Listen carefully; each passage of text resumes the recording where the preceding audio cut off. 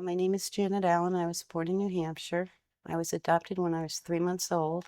I've never had access to my birth certificate. One day I was speaking up in the back of the hall behind me to a representative who had a great deal of power in the House. He kept calling me a child. He kept saying, well, you're a child and you cannot have your birth certificate. And I said, but I'm not a child. I'm an adult. And he put his finger out right in my face and he said, no, you are not. The legislation in New Jersey that are deciding about my mother, adoptees' right to their own birth certificate. I would really want to know what.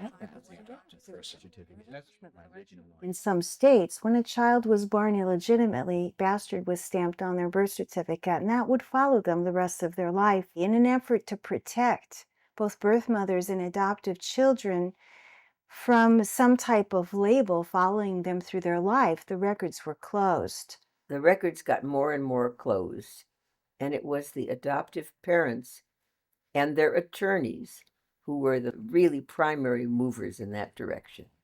My name is Tom Atwood. I am president of National Council for Adoption. I'm an adoptive father. This idea of mandatory openness can suggest that it's necessary, that a person needs to have this information in order to be a whole person. That undermines the idea of adoption. I think it's a part of you, a part of your history that you're entitled to. It helps define who you are. The adoptive family is adequate and more than adequate to satisfy the identity needs of the adopted child. If somebody would ask me what are the rights of my kids, I would say they definitely have a right to know who they are. I think at a primal level, at a deep level, that's what all of us are wanting. We need to know who we are in order to function in this world. Really over the rights of the birth mother's right to secrecy. I think it is so important for an adopted child to be able to know. I think the truth is really important all the way around. Policies that unconditionally provide adopted persons access to identifying information upon reaching adulthood violate the principle of consent. The only thing we want is our records, our heritage, to know who we are. As far as older adoptees, say in their 60s or 70s, looking into their birth records, original birth records, really the answer is the same. I respect and empathize with their interests, but we need to have a policy based on consent. I am 77 years old. I cannot see my birth record because my peers say it's sealed. When a person has passed away, which you may guess is probably the case with the birth parents there, you still don't have the right to violate their right to privacy. I'm an adoptee, born in 1916. For 35 years, I've been searching for my mother. You know, you just feel like you just have to have answers to your background. If they had in their life chose not to reveal their identity through a mutual consent registry, then to now, after their deaths, do so. It's like violating the last will and testament of that person, because clearly in their lives they chose not to. How could she be registered? I mean, it's only in recent years that they've had these search groups or these registry groups or anything like that. So she would be alive.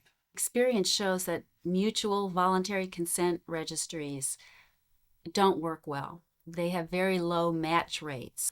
You sometimes hear in this debate that the mutual consent registries do not work. One side doesn't know their original name. That creates problems. We make the assumption that adoptees know they're adopted.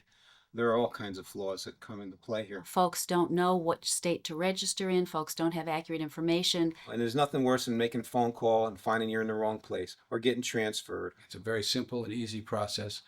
And so the idea that is a sign that the registries don't work doesn't make sense. Birth parents from a certain era feel that they don't have a right. They've given up a child and they want to know how the child is, but they don't have a right to take steps in that direction. It's a voluntary registry, so people are voluntarily choosing to register or not to register. They work. I asked her why she didn't sign up in a registry, so that when I had signed up, there could have been a match.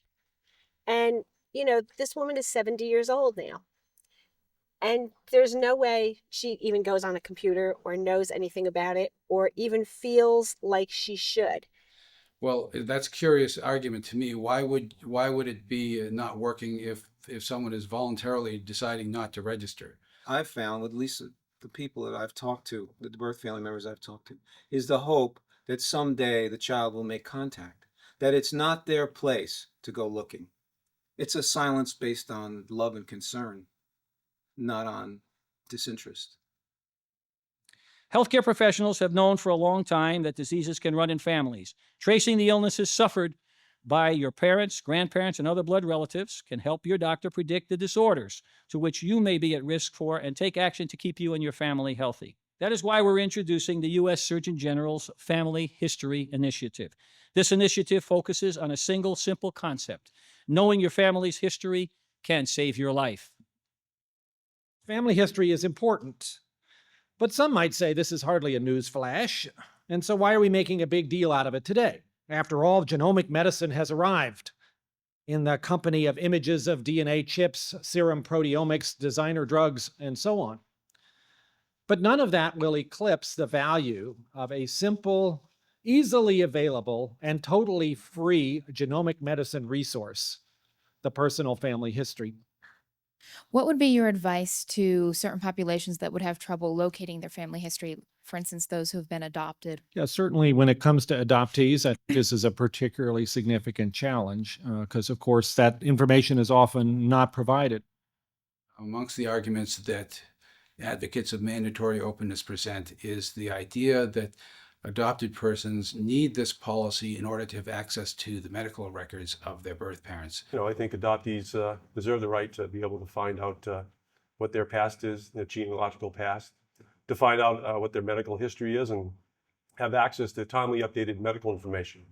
It is really unfortunate and indeed sad that individuals who have been adopted come away with frequently absolutely no information whatsoever about their family history, about their ethnicity, about anything.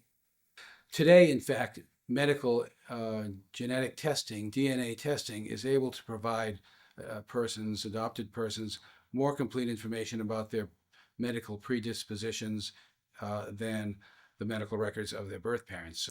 There is no single genetic test or even a profile of genetic tests that allow an individual to retroactively determine or retrospectively determine what in fact their family might have been carrying. Most genetic tests, whether it be for breast cancer or colon cancer or conditions like hemochromatosis, are pretty much predicated on whether or not there is a family history. There are very few such genetic tests that are offered to everyone. In all 50 states, there are provisions made for adopted persons to request this information confidentially. It's so disturbing to me when people say, well, you can get medical records. All you have to do is go to court and show you have medical need. They found several lumps in my breasts. I was told that I had to send a letter to a judge, and I got a response from the judge's secretary essentially saying it wasn't a valid reason. When they can show good cause,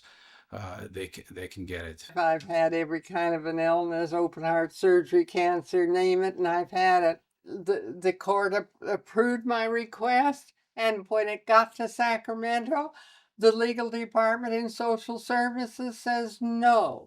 You simply ask the question through a confidential intermediary, and you can almost always get the answer from the birth parents if they are found by the intermediary. My mother is almost 90 years old. Anybody that is against this either has no inkling what it feels like or has never been denied information that they need. If we had known anything about medical background, it could have saved a lot of suffering and a lot of heartache. It's really important to know your family history if you are to secure your health, the health of your children, and indeed to save your life and the life of your children. I think it would be criminal if and when I ever became a grandmother to think that my grandchildren would not have access to their medical records. To deny adopted people the right to their own medical history, possibly putting at risk the lives of their children, is unconscionable. Child and Family Services was against us because they perform a lot of adoptions, and they thought that this would hurt them in terms of their business. A number of lawyers who perform the adoption service. Adoption's a big business. It was not an easy choice for Child and Family to make to oppose the bill. We thought that birth parents had been promised by the state that they could maintain the confidentiality. There is nothing in that document that promises me confidentiality or anonymity. As a matter of fact, the document basically talks to protecting the adoptive parents and keeping, in effect, me from going back to, quote, molest my child. The harm that can be done to individuals is too great. The violation of the right to privacy is too great.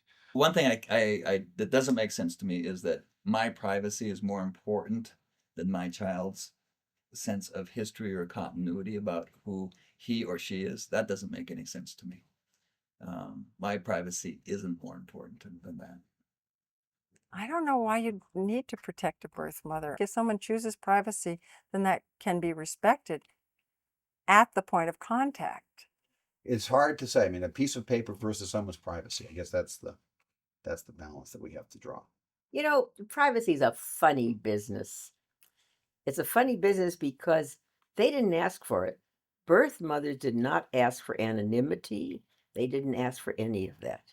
But a significant handful of birth parents, especially 50, 60, 70-year-old birth parents, who have never told anybody in their lives that they had a child, and who are scared to death that their whole life will be thrown into an uproar. I was thoroughly, I must say, frightened. This feeling of being found out. I didn't know how it would affect me, the family with whom I lived. What would they think of me? Would I still be someone important to them? Or would I be condemned for what I had done many years ago? Nobody ever overcomes the feeling of giving up a child. It's just not acceptable in our civilization. The death of a child is much more understandable than the surrender by relinquishment. And birth mothers feel that they will be judged. I decided that I must talk with her because I still loved her. I am her mother. To see your mother, the woman you dreamed about your entire life. And there she is. There was a tremendous sense of happiness and relief as well. I no longer had to hide anything. I could announce to the world and hold up my head high that I had another daughter. In overwhelming numbers want to be contacted by their birth New Hampshire. No one should go through their entire life not knowing who they are. We always talk about self-respect, and knowing oneself. Well, you can't do that if you don't know where you came from. The implementation of the mandatory openness policies in the states where, the few states where these have been imposed, needs further study to determine the extent of the harms that are resulting. Since this bill took effect and adoptees have been able to get their original birth certificates, the sky obviously has not fallen. We anticipated that we'd be in more dire straits. I think we thought that the business process would be such that would overwhelm our office. There were a lot of people who threw up cost as an element why we shouldn't do this. It doesn't cost us anything. I think the process has kind of proved out that it's really not that cumbersome. I spoke to people in Colorado. They put a $200,000 a year price tag on this piece of legislation, which is utter nonsense. We have not seen the horror stories. We have not seen the negative impact on our business processes. In New Hampshire, we're the most frugal state in the United States, and we did it. We did it based on the $12 fee that we charge everybody else. And it's been a fairly easy thing to accommodate. And on top of that, we have a couple of good stories to live through as well.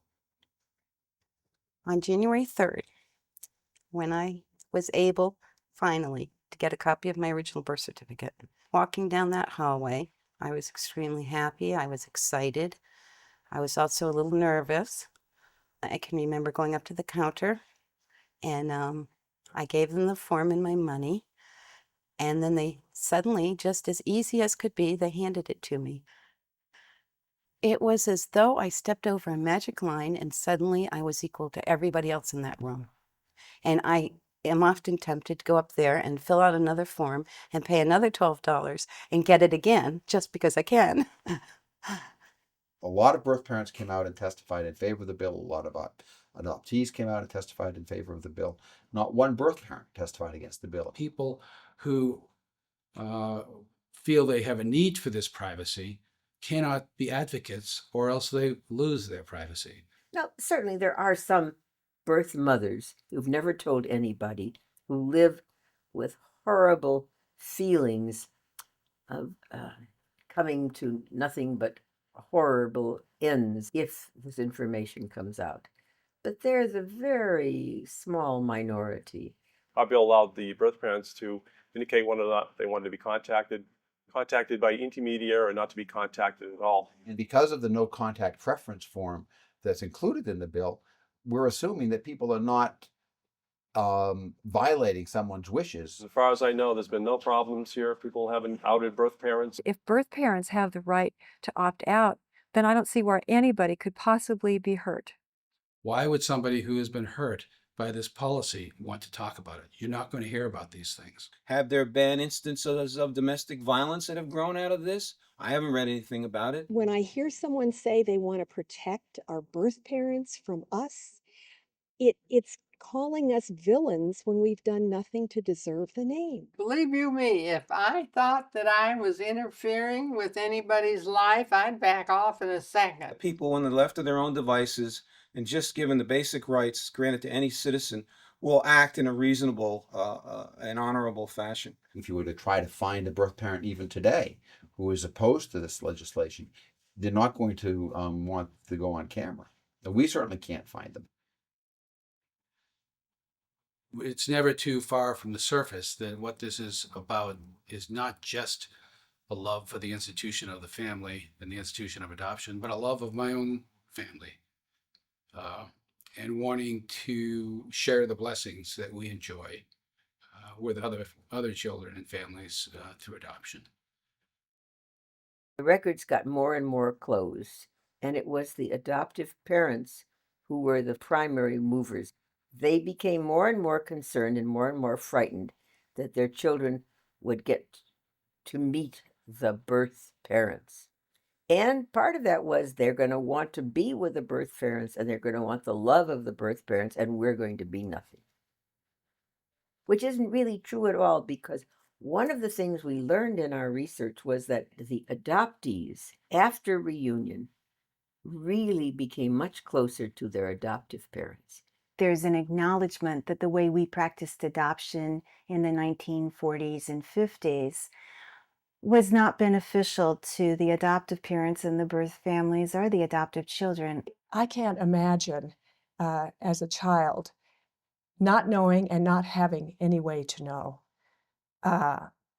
who your birth mother is.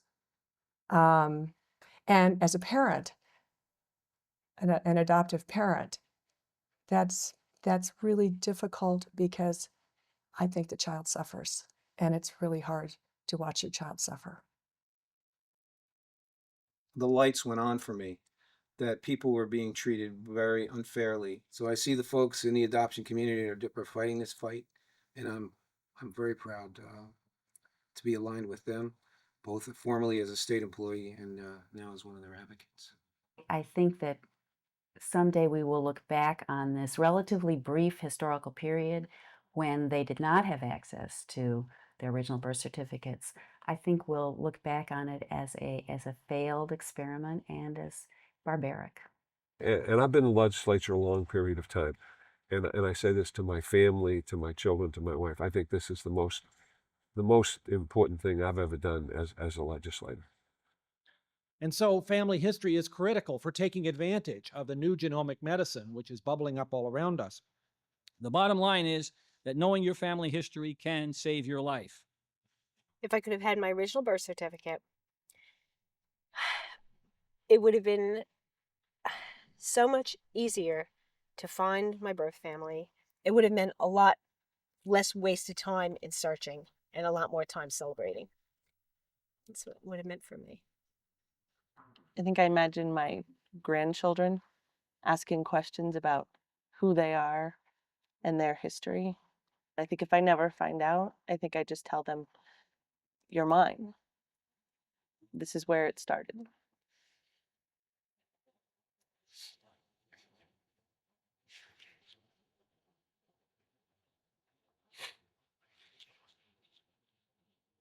One of the great states in this United States that nobody ever talks about is the state of Kansas, where, for reasons unbeknownst to all of us, some 50 or more years ago,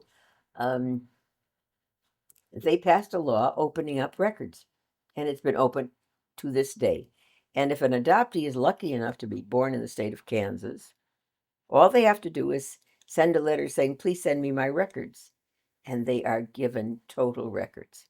Nothing terrible has happened in Kansas. Nobody has tried to change the laws. It goes on and it works and it's fine.